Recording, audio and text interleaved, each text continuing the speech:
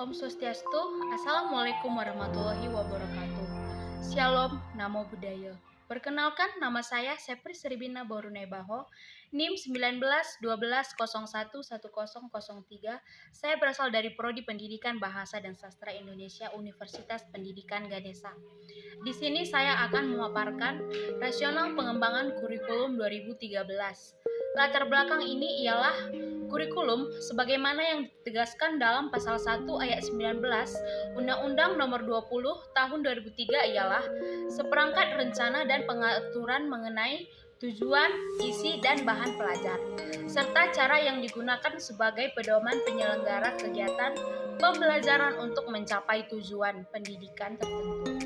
Jadi, tidak dapat disangkal lagi bahwa kurikulum yang dikembangkan dengan berbasis pada kompetensi sangat diperlukan sebagai instrumen untuk mengarahkan peserta didik menjadi yang pertama, yaitu manusia berkualitas yang mampu dan proaktif menjawab tantangan zaman yang selalu berubah, dan yang kedua, manusia terdidik yang beriman dan bertakwa kepada Tuhan Yang Maha Esa, berakhlak mulia, sehat, berilmu cakap, kreatif, mandiri, dan yang terakhir, warga negara demokratis dan bertanggung jawab. Selanjutnya yaitu rasional pengembangan kurikulum 2013. Yang pertama, tantangan internal. Tantangan internal antara lain terkait dengan kondisi pendidikan, dikaitkan tuntutan pendidikan yang mengacu kepada 8 standar nasional. Pendidikan yang meliputi standar pengelolaan, standar biaya, standar prasarana, standar pendidikan dan tenaga kependidikan, standar isi, standar proses, standar penilaian, dan standar kompetensi lulusan. Yang kedua yaitu tantangan eksternal. Tantangan eksternal dihadapi dunia pendidikan, antara lain berkaitan dengan tantangan masa depan kompetensi yang diperlukan di masa depan persepsi masyarakat, perkembangan dan pengetahuan dan pedagogi, serta berbagai fenomena negatif yang mengemuka. Yang ketiga yaitu penyempurnaan pola pikir pendidikan yang sesuai dengan kebutuhan masa depan hanya akan dapat terwujud apabila terjadi pergeseran dan perubahan pola pikir. Pergeseran itu meliputi proses pembelajaran sebagai berikut. A. Dari berpusat pada guru menuju berpusat pada siswa. B. Dari satu arah menuju interaktif. C. Dari isolasi menuju lingkungan jejaring. D. Dari pasif menuju aktif menyelidiki. E. Dari maya abstrak menuju konteks dunia nyata. F. Dari pembelajaran pribadi menuju pembelajaran berbasis tim. G. Dari luas menuju perilaku khas memberdayakan kaidah keterkaitan. H. Dari stimulasi rasa tunggal menuju stimulasi ke segala penjuru. I. Dari alat tunggal menuju alat multimedia. J. Dari hubungan satu arah bergeser menuju korporatif. K. Dari produksi massa menuju kebutuhan pelanggan. I. Dari usaha sadar tunggal menuju jamak, dari satu ilmu pengetahuan bergeser menuju pengetahuan disiplin jamak. N. Dari kontrol terpusat menuju otonomi dan kepercayaan. O. Dari pemikiran faktual menuju kritis. P. Dari penyampaian pengetahuan menuju pertukaran pengetahuan. Yang ketiga yaitu penguatan tata kelola kurikulum.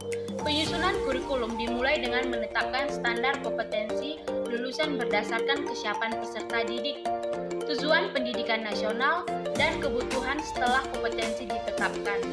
Kemudian ditentukan kurikulumnya yang terdiri dari kerangka dasar kurikulum dan struktur kurikulum. Satuan pendidikan dan guru tidak diberikan kewenangan menyusun silabus, tapi disusun pada tingkat nasional. 4. Pedalam dan perluasan materi. Berdasarkan analisis hasil PISA 2019, ditemukan bahwa dari 6 level kemampuan yang dirumuskan di dalam studi PISA, hampir semua peserta didik Indonesia hanya mampu menguasai pelajaran sampai level 3. Sementara, negara lain yang terlibat di dalam studi ini banyak yang mencapai level 4, 5, dan 6, dengan keyakinan bahwa semua manusia diciptakan sama. Interpretasi yang dapat disimpulkan dari hasil studi ini hanya satu, yaitu kita diajarkan berbeda dengan tuntutan zaman. Selanjutnya yaitu tujuan kurikulum. Tujuan pendidikan nasional sebagaimana telah dirumuskan dalam Undang-Undang Nomor 20 Tahun 2003 adalah untuk berkembangnya potensi peserta didik agar menjadi manusia yang beriman dan bertakwa kepada Tuhan Yang Maha Esa, berakhlak mulia, sehat, berilmu cakap, kreatif, mandiri, dan menjadi warga negara demokratis serta bertanggung jawab. Secara singkatan, undang-undang tersebut berharap pendidikan dapat membuat peserta didik menjadi kompeten dalam bidangnya, di mana kompeten tersebut sejalan dengan tujuan pendidikan nasional. Yang telah disampaikan di atas, ini harus kita mencakup kompetensi dalam ranah sikap pengetahuan dan keterampilan sebagaimana dijelaskan dalam penjelasan pasal 35 undang-undang tersebut. Selanjutnya yaitu Kerangka Dasar Kurikulum 2013. Landasan Kurikulum 2013. Kurikulum 2013 dikembangkan berdasarkan ketentuan yuridis yang mewajib adanya pengembangan kurikulum baru. Landasan filosofis dan landasan empirik, landasan yuridis merupakan ketentuan hukum yang dijadikan dasar untuk pengembangan kurikulum dan yang mengharuskan adanya pengembangan kurikulum baru. Landasan filosofis. Landasan filosofis ialah landasan yang mengarahkan kurikulum kepada manusia yang akan menghasilkan kurikulum. Landasan teoritik memberikan dasar-dasar teoritik. Pengembangan kurikulum sebagai dokumen dan proses. Landasan empirik memberikan arahan berdasarkan pelaksanaan kurikulum yang sedang berlaku di lapangan. Yang pertama yaitu landasan yuridis. Landasan yuridis kurikulum ialah Pancasila Undang-Undang Dasar 1945, Undang-Undang Nomor 20 Tahun 2003 tentang Sistem Pendidikan Nasional, Peraturan Pemerintah Nomor 19 Tahun 2005 tentang Standar Nasional Pendidikan dan Peraturan Menteri Pendidikan Nasional Nomor 23 Tahun 2006 tentang Standar Kompetensi Lulusan dan Peraturan Menteri Pendidikan Nasional Nomor 22 Tahun 2006 tentang Standar Isi. Yang kedua, landasan filosofi. Kurikulum ialah untuk membangun kehidupan masa kini dan masa akan datang. Bangsa yang dikembangkan dari warisan nilai dan prestasi bangsa di masa lalu serta kemudian diwariskan serta dikembangkan untuk kehidupan masa depan. Ketiga, dimensi kehidupan bangsa, masa lalu, masa sekarang, masa yang akan datang menjadi landasan filosofis. Pengembangan kurikulum, pewarisan nasional dan prestasi bangsa di masa lampau memberikan dasar bagi kehidupan bangsa dan individu sebagai anggota masyarakat. Modal yang digunakan dan dikembangkan untuk membangun kualitas kehidupan bangsa dan individu yang diperlukan bagi kehidupan masa kini dan keberlanjutan kehidupan bangsa dan warga negara di masa yang akan mendatang. Yang ketiga yaitu landasan empiris. Dewasa ini kecenderungan menyelesaikan persoalan dengan kekerasan dan kasus pemaksa kehendak. Sering muncul di Indonesia, kecenderungan ini juga menimpa generasi muda. Misalnya yaitu pada kasus perkelahian massa, walaupun belum ada kajian ilmiah bahwa kekerasan tersebut berhulu dari kurikulum. Namun, beberapa ahli pendidikan dan tokoh masyarakat menyatakan bahwa salah satu akar masalahnya ialah implementasi kurikulum yang terlalu menekankan aspek kognitif dan keterbukaan peserta didik di ruangan pelajarannya, dengan kegiatan yang kurang menantang peserta didik. Oleh karena itu, kurikulum perlu diorientasi dan diorganisasi terhadap beban belajar dan kegiatan pembelajaran yang dapat menjawab kebutuhan ini. Yang keempat yaitu landasan teoritik. Kurikulum 2013 dikembangkan atas dasar teori pendidikan berdasarkan standar Basis Education, dan teori kurikulum berbasis kompetensi. Pendidikan berdasarkan standar ialah pendidikan yang menetapkan standar nasional sebagai kualitas minimal warga negara untuk suatu jenjang pendidikan.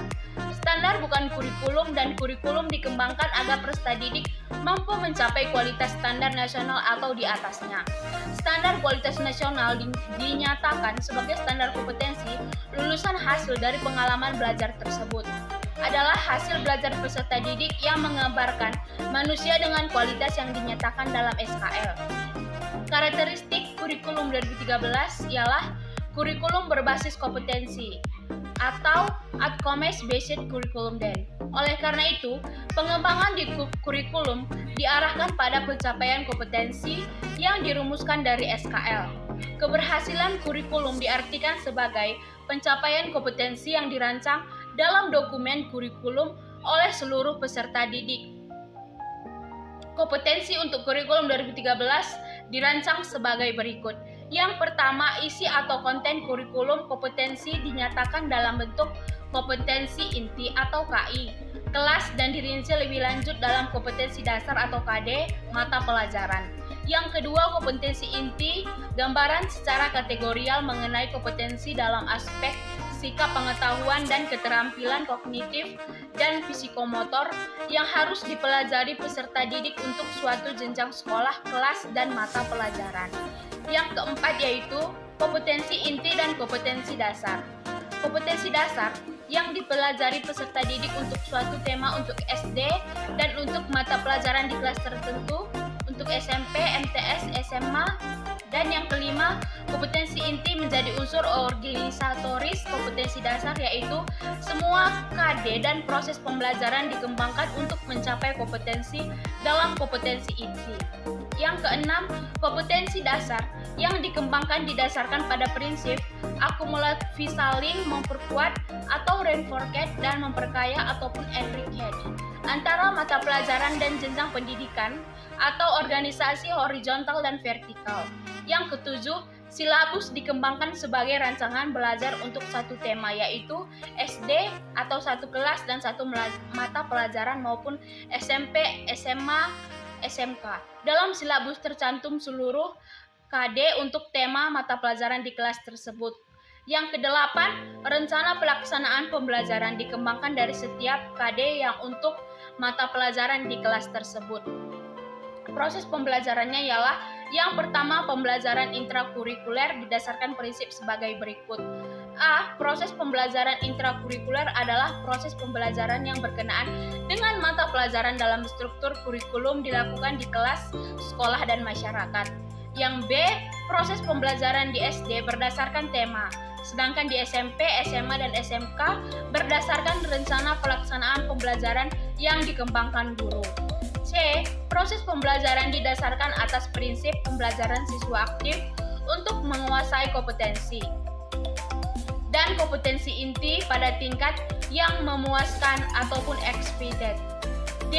Proses pembelajaran dikembangkan atas dasar karakteristik konten kompetensi, yaitu pengetahuan yang merupakan konten bersifat mastery dan diajarkan secara langsung ataupun direct teaching. Keterampilan kognitif dan psikomotorik adalah konten yang bersifat developmental yang dapat dilatih ataupun trainable dan diajarkan secara langsung ataupun direct teaching. Sedangkan sikap ialah konten developmental dan dikembangkan melalui proses pendidikan yang tidak langsung atau indirect teaching. E. Pembelajaran kompetensi untuk bersifat developmental dilaksanakan berkesinambungan antara pertemuan dengan pertemuan lainnya dan saling memperkuat antara satu mata pelajaran dengan mata pelajaran lainnya. F. Proses pembelajaran tidak langsung indirect atau terjadi pada setiap kegiatan belajar yang terjadi di kelas, sekolah, rumah, dan masyarakat. Proses pembelajaran tidak langsung bukan kurikulum tersembunyi ataupun hindi kurikulum, karena sikap yang dikembangkan dalam proses pembelajaran tidak langsung harus tercantum dalam silabus dan rencana pelaksanaan pembelajaran ataupun RPP yang dibuat guru. G. Proses pembelajaran dikembangkan atas prinsip pembelajaran siswa aktif melalui kegiatan yang mengamati, melihat, mendengar, menyimak, menanya, ataupun lisan tulis, menganalisis, menghubungkan, menentukan keterkaitan, membangun cerita ataupun konsep, mengkomunikasi, lisan, tulis, gambar, grafik, tabel, chart, dan lain-lain. Pembelajaran remedial dilaksanakan untuk membantu peserta didik menguasai kompetensi yang masih kurang. Pembelajaran remedial dirancang dan dilaksanakan berdasarkan kelemahan yang ditemukan berdasarkan analisis hasil tes, ulangan, dan tugas setiap peserta didik. Penilaian hasil belajar mencakup seluruh aspek kompetensi bersifat formatif dan hasilnya segera diikuti dengan pembelajaran remedial untuk memastikan penguasaan kompetensi pada tingkat memuaskan. Yang kedua, pembelajaran ekstrakurikuler. Pembelajaran ekstrakurikuler adalah kegiatan yang dilakukan untuk aktivitas yang dirancangkan sebagai kegiatan di luar kegiatan pembelajaran terjadwal secara rutin setiap minggu. Kegiatan ekstrakurikuler terdiri atas kewajiban pada pilihan. Pramuka ialah kegiatan ekstrakurikuler wajib. Kegiatan ekstrakurikuler wajib dinilai yang hasilnya digunakan sebagai unsur pendukung kegiatan intrakurikuler.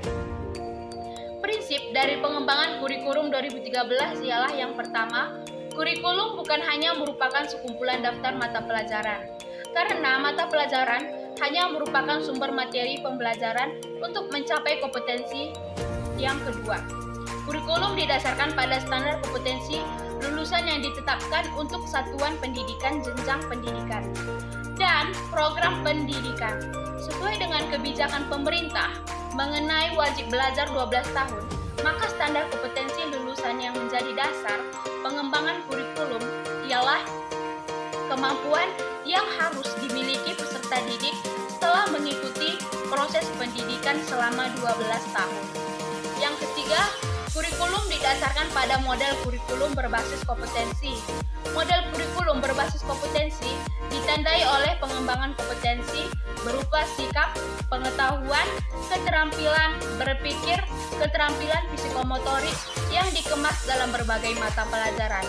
Yang keempat, kurikulum didasarkan atas prinsip bahwa setiap sikap, keterampilan, dan pengetahuan yang dirumuskan dalam kurikulum berbentuk kompetensi dasar, dapat dipelajari dan dikuasai setiap peserta didik ataupun master learning. Sesuai dengan kaidah kurikulum berbasis kompetensi, kurikulum yang dikembangkan dengan memberikan kesempatan kepada peserta didik untuk mengembangkan perbedaan dalam kemampuan dan minatnya. Yang keenam, kurikulum berpusat pada potensi perkembangan kebutuhan dan kepentingan peserta didik dan lingkungannya. Kurikulum dikembangkan berdasarkan prinsip bahwa peserta didik berada pada posisi sentral dan aktif dalam belajar. Yang ketujuh yaitu harus tanggap terhadap perkembangan ilmu, pengetahuan budaya, teknologi, dan seni. Yang kedelapan, kurikulum harus relevan dengan kebutuhan kehidupan. Yang kesembilan, kurikulum harus diarahkan kepada proses pengembangan kebudayaan dan perberdayaan peserta didik yang berlangsung sepanjang hayat. Kurikulum didasarkan kepada kepentingan nasional dan kepentingan daerah. Yang ke-11, penilaian hasil belajar ditunjukkan untuk mengetahui dan memperbaiki pencapaian kompetensi. Instrumen penilaian hasil belajar ialah alat untuk mengetahui kekurangan yang dimiliki setiap peserta didik, sekelompok peserta didik. Kekurangannya tersebut harus segera diikuti dengan proses memperbaiki kekurangan dalam aspek hasil belajar yang dimiliki seseorang atau sekelompok peserta didik. Struktur dari kurikulum ialah struktur kurikulum SD, struktur kurikulum SMP, implementasi dan evaluasi kurikulum. Implementasi yang pertama, pengembangan kurikulum 2013 pada satuan pendidikan. Pengembangan kurikulum 2013 di atas ialah prinsip yang pertama bahwa sekolah adalah satu kesatuan lembaga pendidikan dan kurikulum ialah kurikulum satuan pendidikan, bukan daftar mata pelajaran. Yang kedua, guru di satu satuan pendidikan ialah satu satuan pendidikan ataupun community educators mengembangkan kurikulum secara bersama-sama. Yang ketiga, pengembangan kurikulum di jenjang satuan pendidikan dipimpin langsung oleh kepala sekolah. 4. Pelaksanaan pelaksanaan implementasi kurikulum di satuan pendidikan dievaluasi oleh kepala sekolah. Yang kedua, manajemen implementasi. Yang A, implementasi kurikulum ialah usaha bersama antara pemerintah dengan pemerintah provinsi dan pemerintah daerah, kabupaten ataupun kota.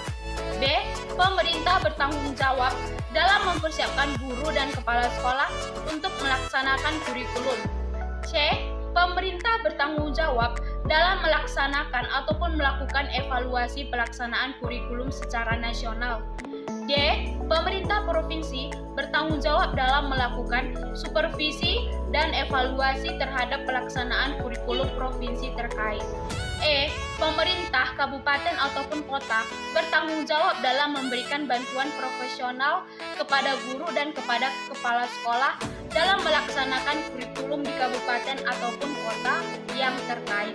Yang ketiga, strategi implementasi kurikulum terdiri atas pelatihan guru, kepala sekolah dan pengawas, pengembangan buku babon, pengembangan manajemen kepemimpinan, sistem administrasi, dan pengembangan budaya sekolah ataupun budaya kerja guru, pendampingan dalam bentuk monitoring, dan evaluasi menemukan kesulitan dan masalah implementasi dan upaya penanggulangan. Evaluasi kurikulum ialah evaluasi kurikulum dilaksanakan selama masa pengembangan ide atau deliberate proses dan pengembangan desain dan dokumen kurikulum. Dan selama masa implementasi, kurikulum evaluasi dalam deliberation, proses menghasilkan penyempurnaan dalam kompetensi inti yang dijadikan organisasi dalam mengikat kompetensi dasar mata pelajaran. Evaluasi terhadap pelaksanaan kurikulum ataupun implementasi kurikulum diselenggarakan dengan tujuan untuk mengidentifikasi masalah pelaksanaan kurikulum dan membantu kepala sekolah dan guru menyelesaikan masalah tersebut. Evaluasi dilakukan pada setiap satuan pendidikan dan dilaksanaan pada satuan pendidikan di wilayah kota ataupun kabupaten secara rutin dan bergiliran.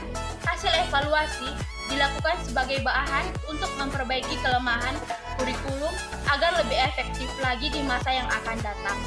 Sekian dari pemaparan saya tentang Rasional Pengembangan Kurikulum 2012. Mohon maaf jika ada salah kata ataupun salah ucap, saya mohon maaf sebesar-besarnya. Saya tutup video ini dengan menutupkan dengan Paramasanti. Om Santi Santi Santi Om. Assalamualaikum warahmatullahi wabarakatuh.